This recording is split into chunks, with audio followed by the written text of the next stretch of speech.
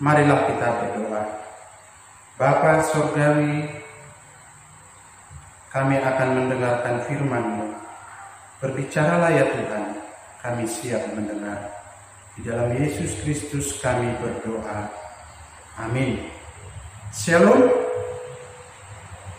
Firman Tuhan bagi kita hari ini diambil dari 1 Korintus 9 ayat 1 hingga 27.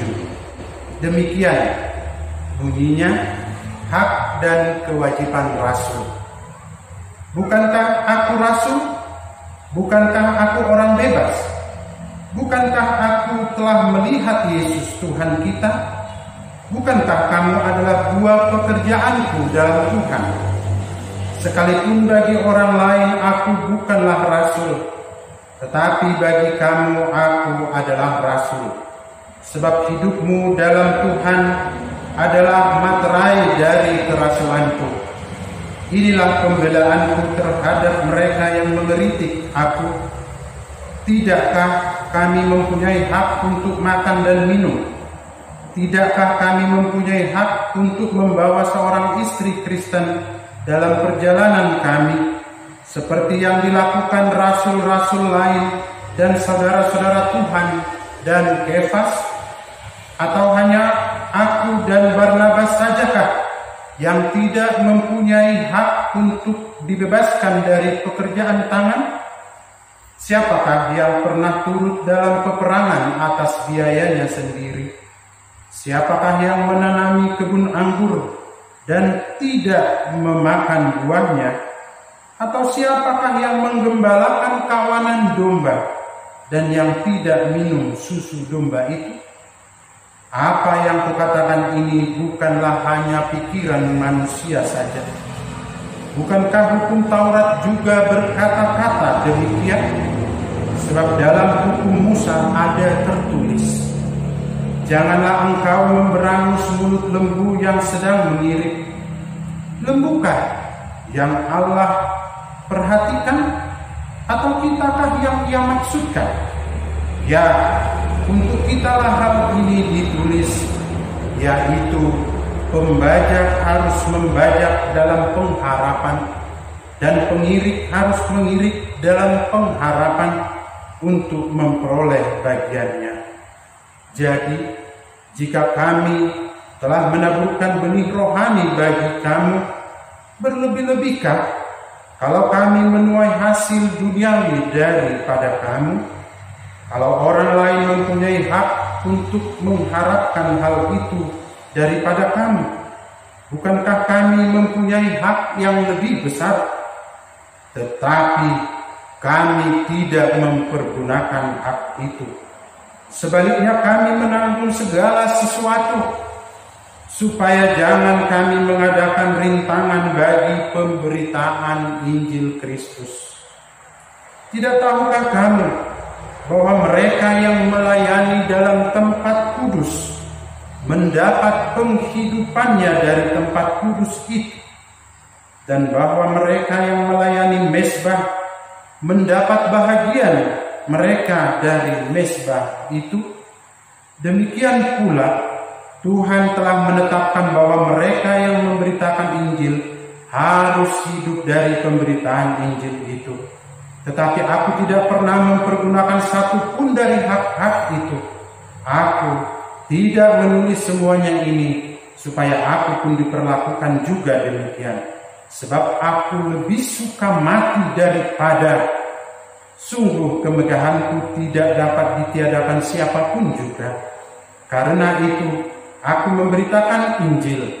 Aku tidak mempunyai alasan untuk memegahkan diri.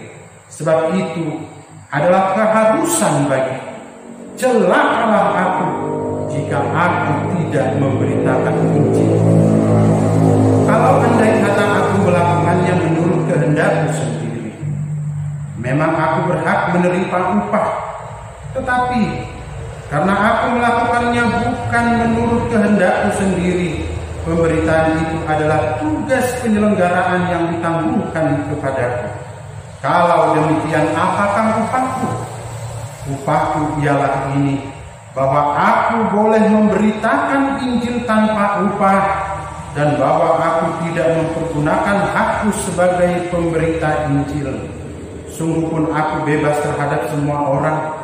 Aku menjadikan diriku hamba dari semua orang, supaya aku boleh memenangkan sebanyak mungkin orang. Demikianlah bagi orang Yahudi.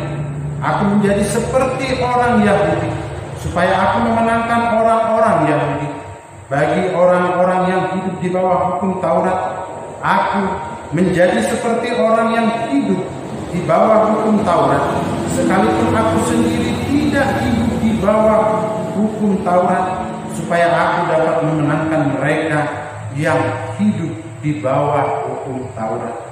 Bagi orang-orang yang tidak hidup di bawah hukum Taurat, aku menjadi seperti orang yang tidak hidup di bawah hukum Taurat, sekalipun aku tidak hidup di luar hukum Allah, karena aku hidup di bawah hukum Kristus, supaya aku dapat memenangkan mereka yang tidak hidup di bawah hukum Taurat. Bagi orang-orang yang lemah, aku menjadi seperti orang yang lemah. Aku menjadi seperti orang yang lemah, supaya aku dapat menyelamatkan mereka yang lemah. Bagi semua orang aku telah menjadi segala-galanya, supaya aku sedapat mungkin memenangkan beberapa orang dari antara mereka. Segala sesuatu ini aku lakukan karena Injil, supaya aku mendapat bagian dalamnya. Tidak tahukah kamu bahwa dalam gelanggang pertandingan semua peserta turut berlari, tetapi bahwa hanya satu orang saja yang mendapat hadiah? Karena itu larilah begitu rupa sehingga kamu memperolehnya. Tiap-tiap orang yang turut mengambil bagian dalam pertandingan menguasai dirinya dalam segala hal. Mereka berbuat demikian untuk memperoleh suatu mahkota yang fana, tetapi kita untuk memperoleh suatu mahkota yang abadi.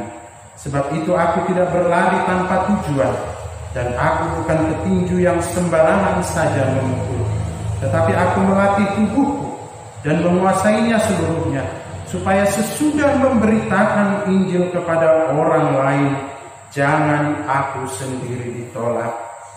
Demikian firman Tuhan. Saudara yang dikasihi Tuhan Yesus Kristus, kami akan membagikan di dalam 3 bagian besar isi perikop ini. Yang pertama ayat 1 hingga 15 dikatakan bahwa Rasul Paulus adalah menjadi rasul bagi jemaat. Saudaraku, Rasul Paulus itu hidupnya seperti gambaran pribadi Kristus sendiri. Ia adalah seorang pemberita Injil yang 100% hidupnya dipersembahkan untuk Tuhan, untuk memberitakan Injil. Dia sebagai manusia biasa, dikatakan sebenarnya dia punya hak untuk segala apa yang diperlukan, makanan, minuman, pasangan hidup, dan dana yang diperlukan untuk pemberitaan Injil. Tapi satu pun hak itu tidak pernah digunakan. Dia tidak mengklaim hak-hak itu, tetapi justru dia menanggung segalanya di dalam pemberitaan Injil itu. Bagian yang kedua adalah ayat 16 hingga 23. Saudaraku, sebagai seorang hamba Tuhan, memberitakan Injil adalah tugas yang utama. Rasul Paulus mengatakan, celakalah aku jika aku tidak memberitakan Injil, karena itu tidak pernah seorang hamba Tuhan yang sungguh-sungguh di dalam pelayanan pemberitaan Injil mengharapkan upah dari pemberitaan itu. Tetapi saudaraku yang terkasih, justru upah itu menjadi penghalang di dalam pemberitaan Injil. Sebagai seorang pemberita Injil, dia harus mampu menyelamatkan orang-orang yang lemah, meneguhkan orang-orang yang hatinya tidak memiliki kejelasan di dalam hidupnya, supaya ia diselamatkan. Karena itu saudaraku, kehadiran seorang pemberita Injil itu harus mampu menyelamatkan kehidupan jemaatnya. Karena itulah kami sendiri siap untuk memberitakan Injil dimanapun berada. Sekalipun kami meninggalkan pekerjaan yang lama, dan masuk kepada pekerjaan yang baru bersatu dengan para jemaat Tuhan di HKBP Dr. IL Nomensen Kutai Timur ini. Bagian yang ketiga, saudaraku, ayat 24 hingga ayat 27.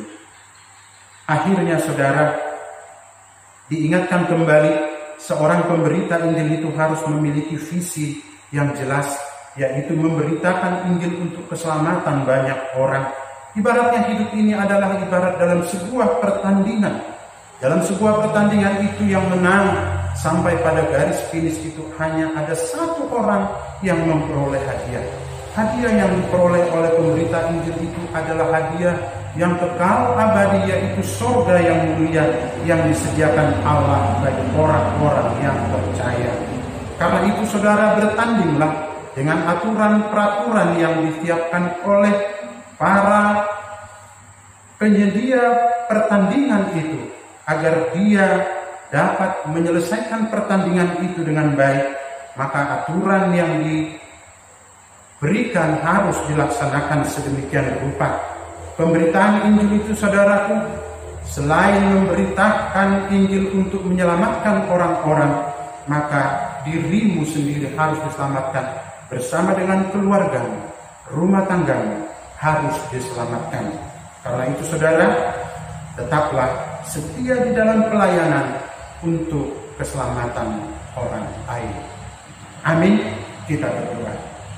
Bapa Surgawi Tuhan kami Yesus Kristus, terima kasih untuk pemberitaan firman pada hari ini. Kuatkanlah kami untuk melakukannya di dalam kehidupan kami. Terima kasih ya Bapa. Di dalam Yesus Kristus kami sudah berdoa.